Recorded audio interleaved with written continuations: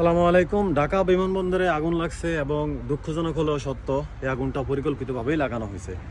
সেই ভিডিওটা আমি একটু পরেই দিতেছি এবং কে লাগাইছে সেই ভিডিওটাই দিতেছি আপনাদেরকে। তবে তার আগে একটু কথা বলে নিই। কয়েকদিন পর পরে এই যে আগুন লাগতেছে, ঢাকা আন্তর্জাতিক বিমানবন্দরে আগুন লাগছে, কারখানাতে আগুন লাগতেছে, ওয়্যার হাউসে আগুন লাগতেছে, বিভিন্ন জায়গায় বিভিন্ন মহল্লায় আগুন লাগে পুরা ছাই হয়ে যাইতেছে।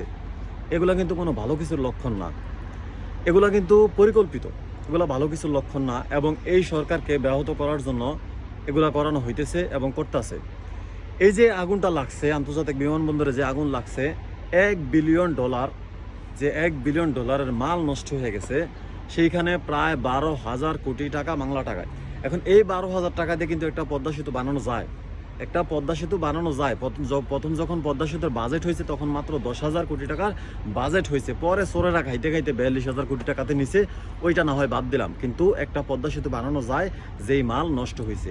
এবং এক একটা কারখানাতে যেই পরিমাণ আগুন লাগে, যেই পরিমাণ মাল নষ্ট হয়, যেই পরিমাণ টাকা নষ্ট হয়, এই সরকারকে ব্যাহত করার জন্য যতটুকুই যথেষ্ট, একটা দেশকে পঙ্গু করার জন্য ততটুকুই যথেষ্ট।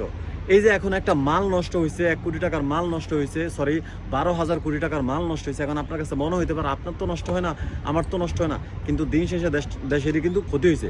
এখন মাল নষ্ট হয়েছে, যারা বিজনেস করে তারা এখন কিন্তু ভরসা পাইব না, বৈদেশিক হোক আর দেশি হোক, তারা কিন্তু ভরসা পাইব না আমাদের আন্তর্জাতিক বিমানবন্দরে মাল আনা নেওয়ার জন্য। তখন কি হইব?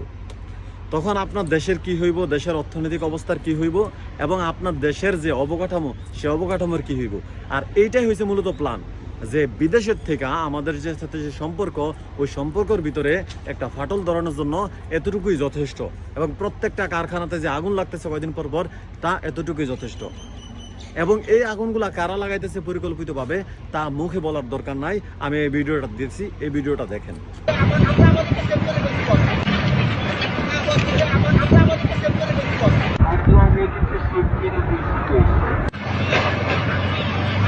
এখন কথা হয়েছে, এই বসটাকে যে নিজেরা সেভ করছে এবং বসের সাথে ফোন কলে কথা হয়েছে, এই বসটাকে আমি মনে করি যারা এটা নিয়ে কাজ করতেছেন তারা এই লোকটাকে বাহির করেন।